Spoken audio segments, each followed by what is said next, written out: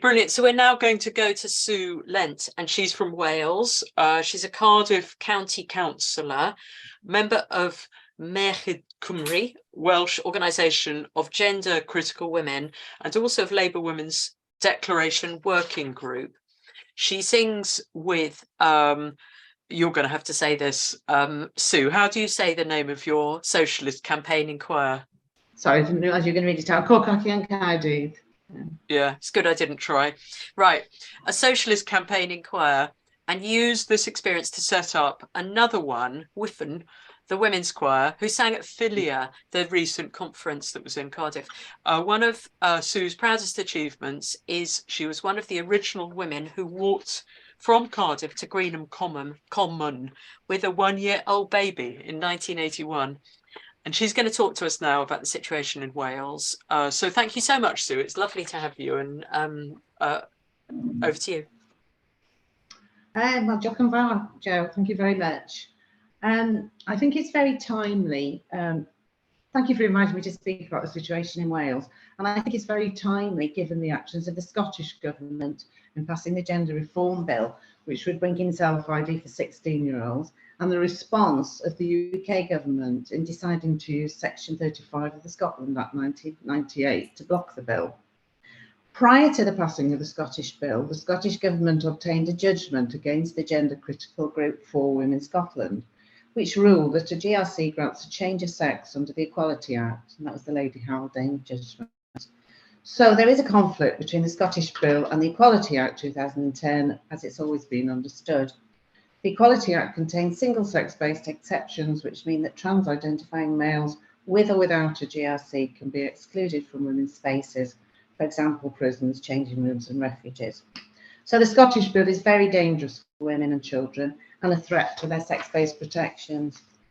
So to turn to Wales, Wales, like Scotland, is one of the countries making up the United Kingdom. It's had devolution since 1999. And although the original vote for devolution was incredibly close, I think it's fair to say that generally the Welsh Senate has popular support, and a vote to increase its powers was passed a few years ago. So Wales still sends MPs to the UK Parliament, but also elects members to the Senate. Wales is a small country, only 3.136 million people in 2019. So it has the feeling of a large village at times where everybody knows each other's business. I think it's important to say that. Wales has a long Labour tradition. The majority of MPs have always been Labour. Labour currently hold 22 of the 40 parliamentary seats, and it has been as high as 34 out of 40 in 1997. Similarly, the Senate has always been governed by Labour despite the system of proportional representation. So we have 30 out of the 60 seats. Rhodri Morgan was Wales's first minister from 2000 to 2009 and was an incredibly popular and recognisable politician. He coined the phrase clear red water to make clear the fact that Welsh Labour were to the left of Tony Blair's UK Labour. And this was evidenced, for example, by the refusal to use private finance initiatives and the rejection of academy schools. In Wales, for instance, we've had free prescriptions since 2007, and parking charges at hospitals were abolished in 2008. Wales doesn't have as many powers as Scotland and does not have the power to introduce self-ID for those who identify as trans. However, make no mistake, Labour First Minister Mark Drakeford wants this power, and he and his colleagues have consistently stated since July 2020 and possibly earlier that they want the issue of self-ID to be devolved. Indeed, when Mark Drakeford was questioned in the Senate on the 12th of January by Conservative member Laura Jones as to whether he would rule out similar legislation to the Scottish Bill, he laughed before replying that he would certainly not rule it out. He went on to say, "We will seek the powers, and if we obtain them, we will put them to work here in Wales, and we will put the proposals in front of this Welsh Parliament so that those people seeking gender recognition are able to do so in a way that is not stigmatised and does not involve them having to go through a lengthy medicalised route." He finished by saying, "I will say this to be absolutely clear, that if anybody obtains a GRC in Scotland and then comes to Wales, that certificate will be recognised here for all the purposes you would expect." So Mark is quite clear on this, although his view is now in conflict with Labour in Westminster, who are likely to form the next UK government. And at this stage, I'd like to just briefly introduce some of the key players in the Welsh Government. Jeremy Miles, currently Minister for Education and the Welsh language, and before this he was Consul General for Wales. He's a gay man but not sympathetic to women's sex-based rights. Hannah Blythyn is Deputy Minister for Social Partnership. She's a lesbian and former chair of LGBT Labour, again, unfortunately, not sympathetic to women's sex-based rights. Then we have Jane Hutt, Minister for Social Justice. She's been a Senate member since 1999 and has held several cabinet roles, including social services, education and finance. And then there's Julie Morgan, widow of the late Rhodri Morgan. She's Deputy Minister for Social Services and has responsibility for a huge area, including social care, children's services, adoption and fostering, safeguarding, autism and children's rights. When I was first elected as a councillor on South Glamorgan Council in 1989, Mark Drakeford, Jane Hutt and Julie Morgan were already councillors on the same authority. The number of women in the Labour group was tiny. I think it was 7 out of 40 something. Jane and Julie had set up the Women's Committee, which had brought women of all cultures together and had organised grassroots meetings with women and fairs and information sessions. Julie was responsible for obtaining the first women-only swimming sessions in Cardiff, which Muslim women asked for. Jane and Julie were passionate about women's rights and representation and women's rights to work, including setting up childcare provision, summer play schemes for council employees and after-school clubs in the 90s. Jane in particular was very well known in feminist circles, having been a founder member of Women's Aid and local abortion campaigns. A councillor since 1981, she spoke at the start of the Women's March from Cardiff to Greenham Common in 1981 and took part in the Women's Peace March from Cardiff to Broadgate in 1982. I first met Julie in my first social work post in the late 70s, and she quickly became a close friend and mentor. She became a councillor in my ward in 1985 and encouraged me to stand for election in 89. So we've been through many political campaigns together. So I have to say that all of these senior Welsh politicians are completely and utterly captured by gender ideology. But the capture of Jane Hutt and Julie Morgan is particularly shocking and shows the power of gender ideology. These are women in their 70s, now completely at odds with all the women who have campaigned with them since the 70s. I'd like now to turn to the gender critical movement in Wales. Many of us woke up to what was happening to women's sex-based rights and the harmful effects of gender ideology in late 2017. Through word of mouth and social media, a loose group of us, many of whom were active in the Labour Party, formed in Cardiff, and this happened in other areas across South Wales. We supported each other and started to have meetings and pub nights. We helped organise the Women's Place UK meeting in Cardiff in April 2018, and through this meeting we attracted more supporters.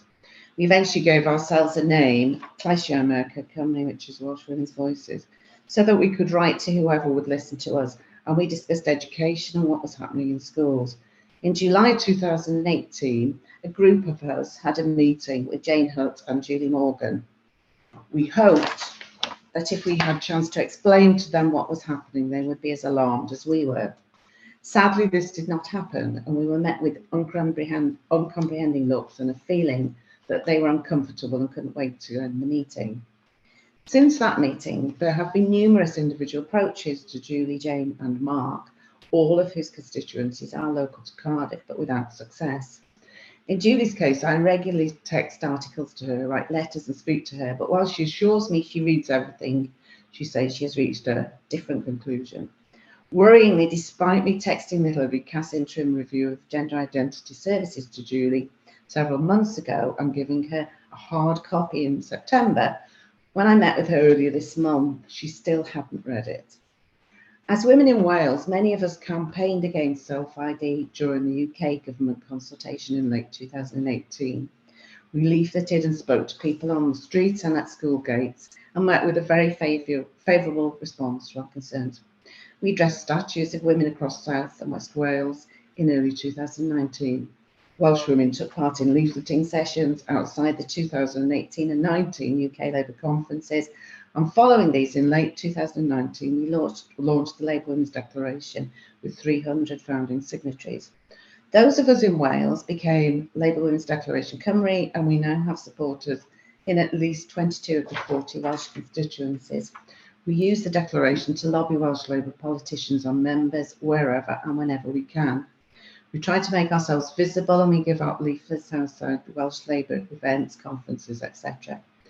In late 2020, Clysio Merched Cymru relaunched itself with the new name Merched Cymru, an organisation with a hard-working small executive who put in an enormous amount of work, making us visible on social media and publishing responses to UK government consultations and to those the Welsh Government has launched, particularly its LGBTQ+ action plan and its RSE curriculum, which is relationships and sexuality. In September 2021, Merched Cymru organised a rally of the Senedd to protest the Senedd LGBTQ+ action plan.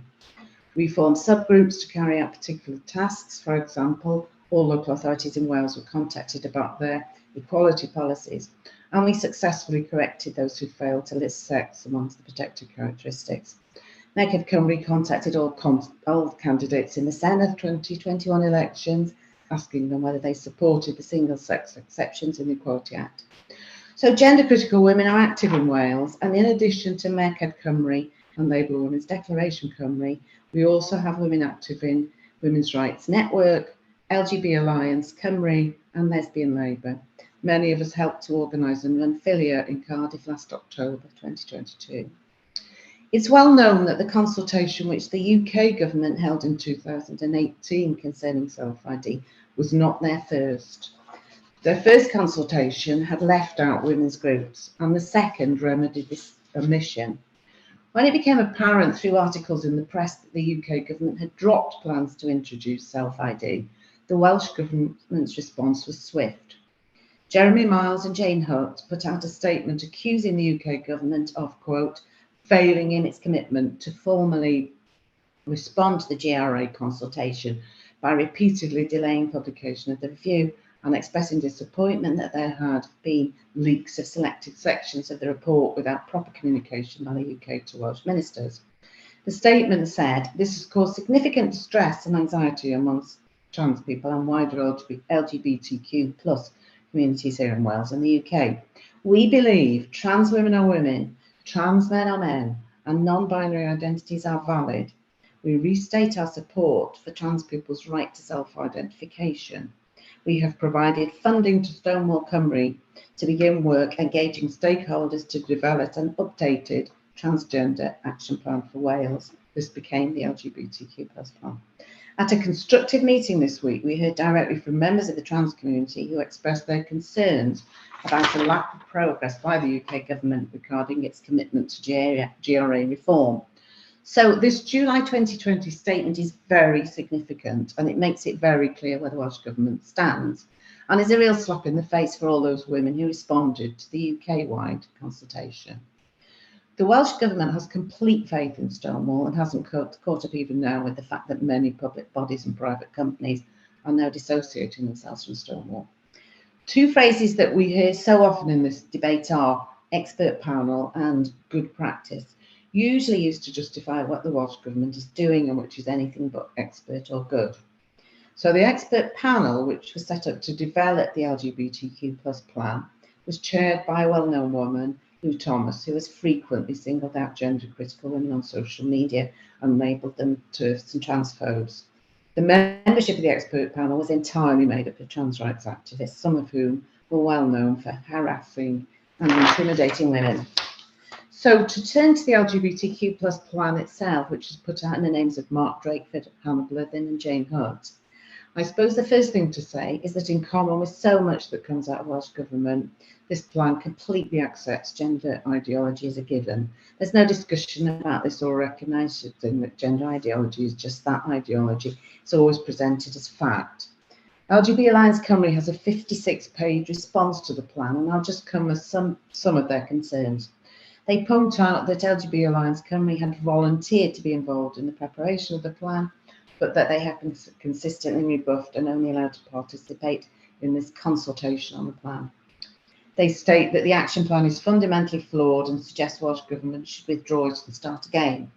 They suggest that LGBTQ+ is an unmanageable basis for policy, improving the life outcomes of such a bulging, undefined basket of individual identities cannot be measured and monitored in any meaningful way. Some of the points that they make are that throughout this debate, anyone questioning gender ideology has been abused and ignored. We must recognise the differences of opinion, the emerging evidence of harm to women, girls and boys and to same-sex attracted people, and the importance of free speech. They say, we are opposed to the damaging impacts of unquestioning affirmation. We call for a formal multidisciplinary inquiry into the rapid rise of young people, especially girls, unhappy to grow into adulthood as their birth sex, quite possibly as lesbian or gay. So the so-called independent, so-called expert panel definition of affirmative care reads, this refers to the way in which care is provided. Affirmative care models take the child or young person's lead and orientate themselves towards understanding and appreciating their gender experience in a supportive and non-stigmatizing environment. This approach aligns with the children's rights approach to care and is endorsed by the American Academy of Pediatricians. So LGBT Alliance Cymru points out that the plan and report use contested, ill-defined or undefined language which has no basis in law. They say the term queer is offensive to many lesbians and gay men. In the glossary of the panel, we have trans is an umbrella term to refer to people whose gender is not the same as or does not sit comfortably with the sex they were assigned at birth. But in the easy read version of the plan, transgender people are born as one sex but are the other. For example, a person who looks like a man on the outside but may be a woman on the inside. Their definition of lesbian refers to a woman who has a romantic and or sexual orientation towards women. Some non-binary people also identify with this term. The recommendations from the LGBTQ+ expert panel include we should continue to make representations to the UK government to reform the GRA in accordance with the principle of self-determination and international best practice, and explore action which can be taken within Welsh Government powers to make progress in this area. So it's all about self-ID, and LGBT Alliance Cymru asked the question, what about lesbians who wish to organise a social group? They will experience difficulty for simply maintaining their boundaries. The plan should make it clear that lesbians and gays can organise as they wish. So the LGBTQ+ action plan is unsurprisingly in favour of a ban on conversion therapy for trans people, and Hannah Blythyn is fond of saying you can't have the LGB without the T. Her approach, like many Welsh Government ministers, is very simplistic. And there are some very suspect statistics in the recommendations of the expert panel which inform the plan.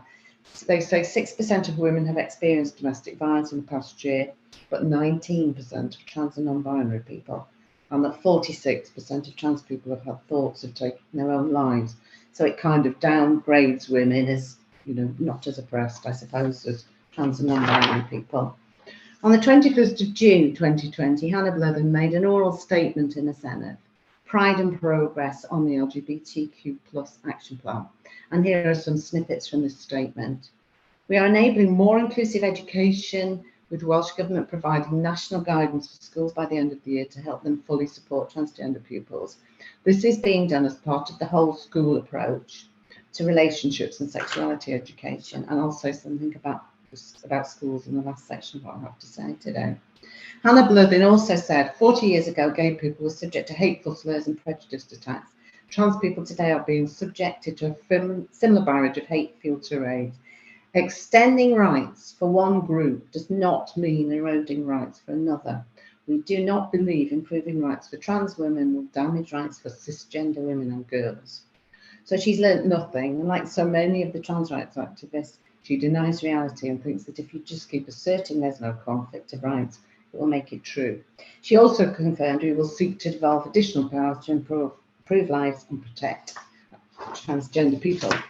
She refers to LGBTQ+ rights as being, quote, a key component of the cooperation agreement with Plaid Cymru. Plaid Cymru is Wales's nationalist party and is equivalent to the Scottish SNP in its aims. At this stage, I'd like to just talk about the other political parties at the Senate and at UK government level. Plaid Cymru definitely has members and supporters who are gender critical, but at parliamentary and Senate level, there's no one speaking out in support of women. Plaid Cymru member Helen Mary Jones was back in the Senate from 2018 to 21 and was known to be gender critical, having chaired the Women's Place UK Cardiff meeting in April 2018. However, she was placed second rather than first on the regional list in 2021 and so lost her seat. This was undoubtedly because of her gender critical views, and she had suffered shaming and humiliation from the Plaid leader Adam Price, who had forced her at one point to put out a statement of apology in which she agreed to undertake training. Adam Price is a gay man who has been applauded in Plaid Cymru for his and his partner's use of surrogacy to have children. We know from Helen Mary that there are sympathetic Plaid Cymru Senate members, but it's very unlikely that they will speak out. The political composition of the Senate is Labour 30, Conservative 16, Plaid Cymru 13, and the Lib Dems 1. The only openly gender critical members of the Senate are Conservative Senate members, particularly as already mentioned, Laura Ann Jones, who regularly asks questions of the First Minister. However, it's different at parliamentary level. At this stage, I'd like to introduce the wonderful Tonya Antoniazzi, Labour MP for Gower, which is just west of Swansea in South Wales. Tonya is an ex-rugby international player for Wales and has been concerned about what is happening in sport and other areas for a number of years. Many of you will have met her at Filia last October in Cardiff, where she chaired a plenary on women in sport. She works closely with Labour Women's Declaration members and has spoken at our meetings. She was one of, of the brave women who spoke out in favour of women's sex-based rights in the parliamentary debate earlier this month around the government's use of Section 35 to block the Scotland Gender Reform Bill. Labour MPs Rosie Duffield and Karen Smythe also spoke, and Miriam Cates from the Conservatives. All of these women were shouted down and heckled by some Labour and SNP MPs. And the Labour MP Lloyd Russell Moyles, not content with shouting at Miriam Cates and accusing her of transphobia, crossed the floor to the Conservative benches so that he could sit close to her and glare at her in an astonishing display of misogyny and male intimidation of a woman. As in other countries, and I was interested in what our speaker from Italy had to say on this last week, it's the right-wing party which is advocating for women's sex-based rights, and this is true in Wales at Senate level.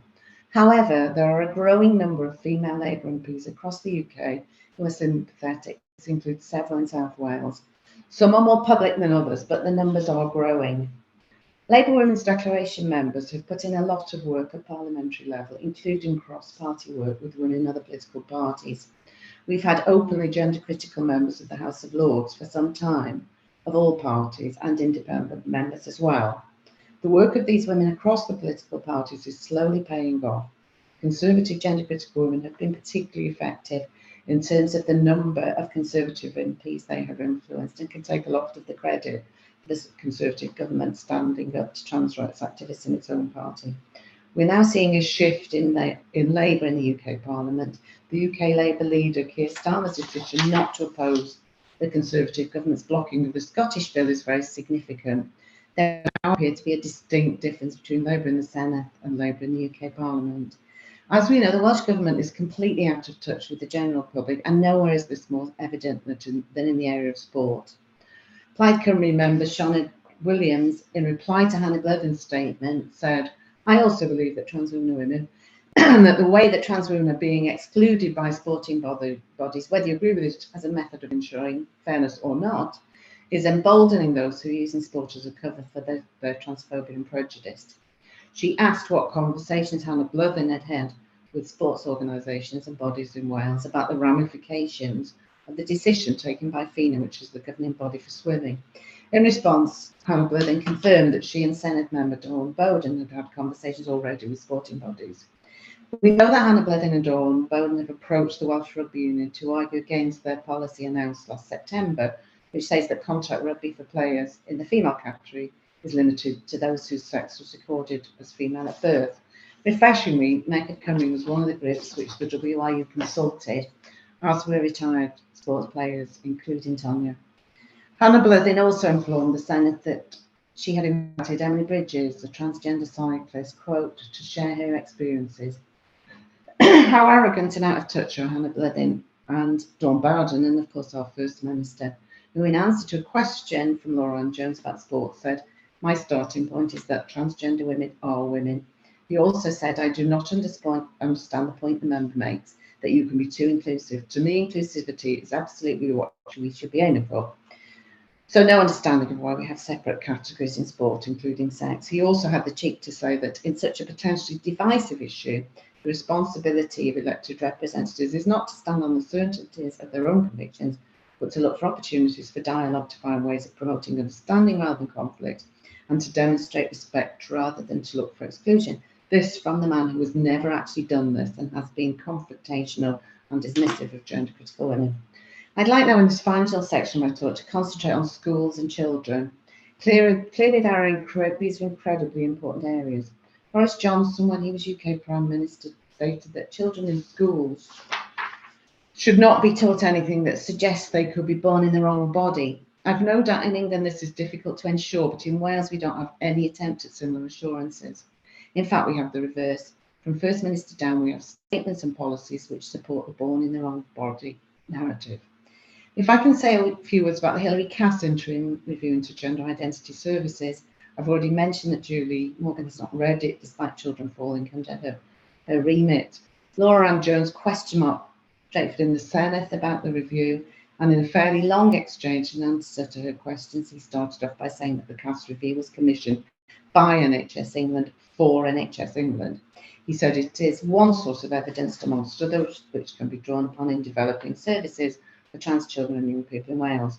And he went on to say that the Welsh Health Specialist Services Committee met with Dr Cass in March, and that they intend to ask for expressions of interest from those in the field for a gender identity development service for Wales, and that will be informed by the Cass review and conversations with her, but also by a broader set of evidence that we have here in Wales on the needs of young people in these circumstances, which will allow us not simply to pick up a set of solutions devised from a different jurisdiction, but to develop these services in a way that is sensitive to the landscape of services and the needs of young people here in Wales.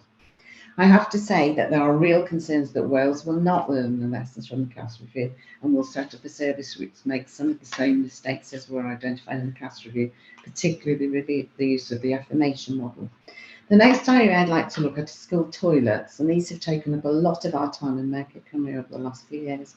The law in Wales is quite clear that children in Wales over 8 must be provided with separate sex toilets for boys and girls.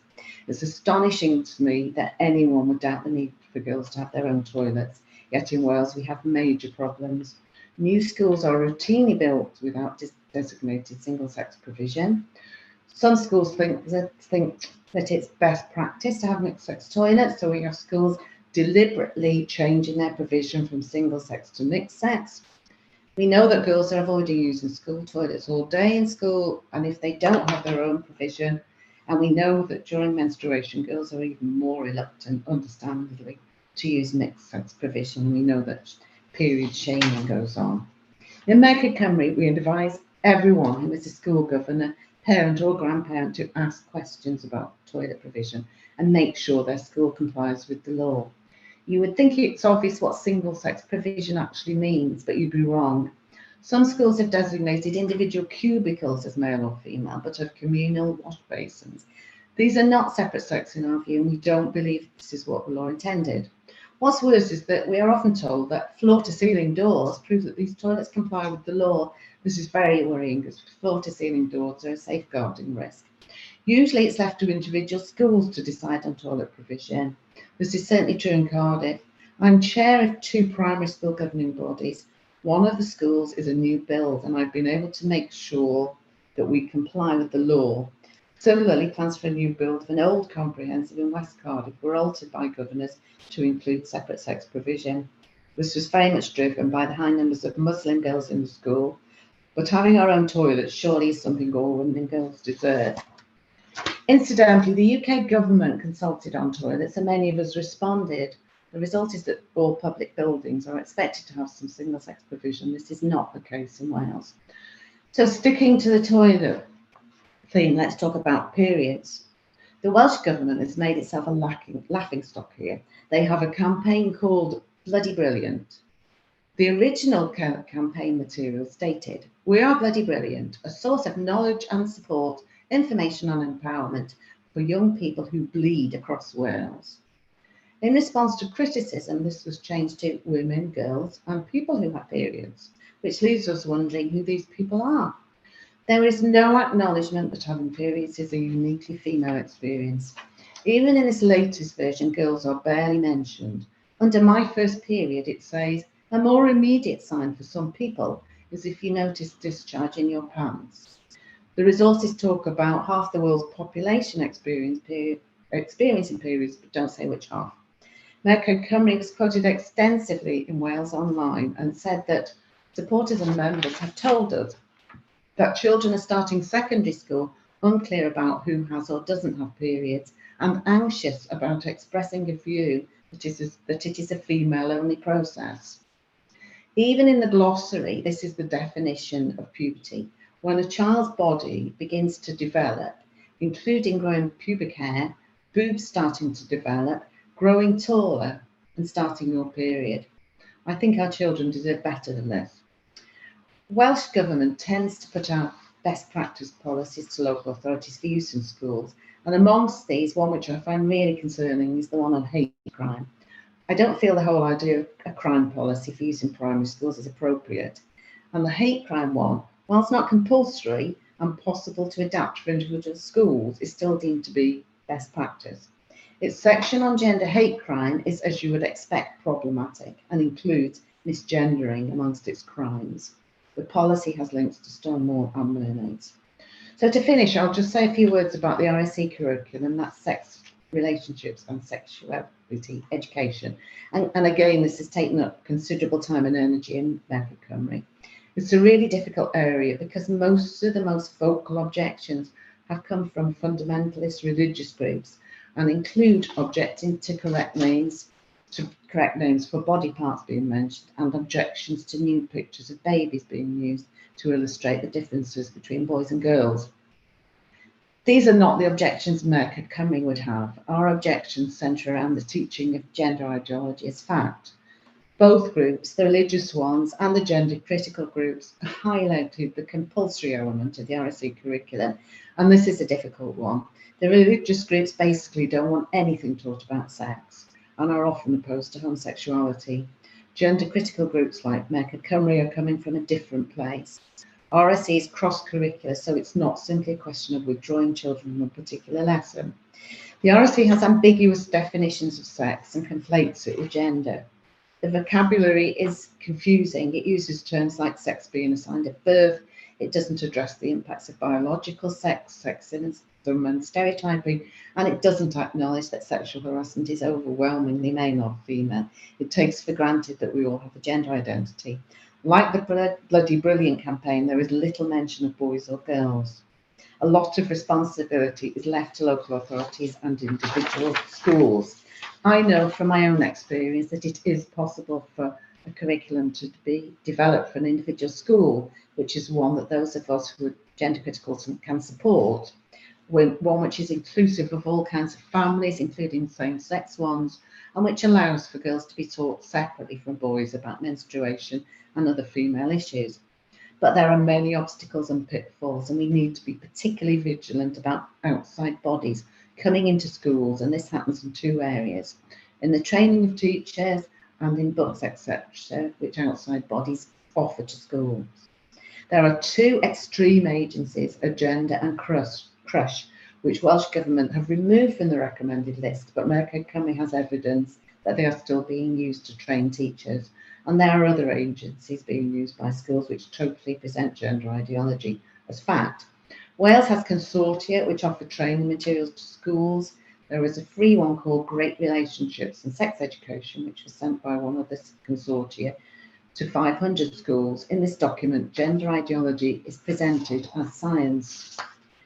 Merched Cymru refers to missing pieces in the Sue, sorry, I'm going to have to... I've almost finished. The only thing is Heli has to go quite soon, so we need to... can you put the rest of it in the chat? Well, or just do 1 minute or 30 seconds, because Heli's got to get going. Yeah. Merched Cymru has a list of questions, and I won't go go through. I cancelled my appointment. It's okay, Sue. I cancelled my appointment. Okay. Thank you, Heli. Sorry. So anyway, they have. So you could finish off because Heli's. Okay. Yep. I'm sorry about that. It's taking longer than when I read it through. It always does, doesn't it? Mecca Cymru refers to missing pieces in regard to the IC curriculum. One being the omission of the terms women, girls, boys, but also missing our pornography and violence directed at girls. And they have a list of questions for parents and governors and grandparents to ask. Does the school equality policies correctly list sex as one of the protected characteristics? Many of us have experience of repeatedly having to correct these. Are the toilets single sex or gender neutral? How are external trainers checked and vetted? Are lessons biologically accurate and compliant with the Equality Act? What about safeguarding? Are materials porn positive? We know some of them are. Is there conflation of sex and gender? Does the school socially transition children without informing parents? Is teaching legal and accurate? We know that girls are shut down if they are gender critical. Does the school teach that there is not just one point of view? So some positive stories to finish with. Mecca Cymru has just launched an amazing pocketbook for girls called A Best Friend's Handbook, and it's just for actual girls. A Best Friend's Handbook was written by Ali Morris and illustrated by Joe Vaughan. It covers topics such as relationships, sexual assault, coercion and harassment, grooming, bullying, domestic abuse, forced marriages, honour abuse, FGM, pornography, eating disorders, self-harm and more.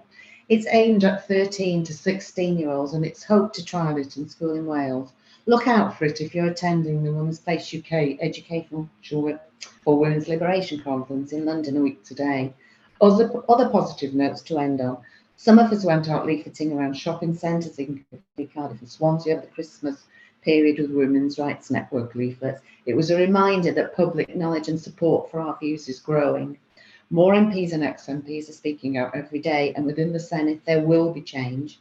Mark Drakeford is stepping down as First Minister in the next year or so. We know that there are Senate members who are sympathetic but currently not speaking out. But there will be an election by Labour Party members using one member, one vote to elect a new First Minister. So we have the opportunity to try and get a First Minister who will support women and children. We're growing and we're organised and we're definitely making progress. Thank you, and apologies for going on so long.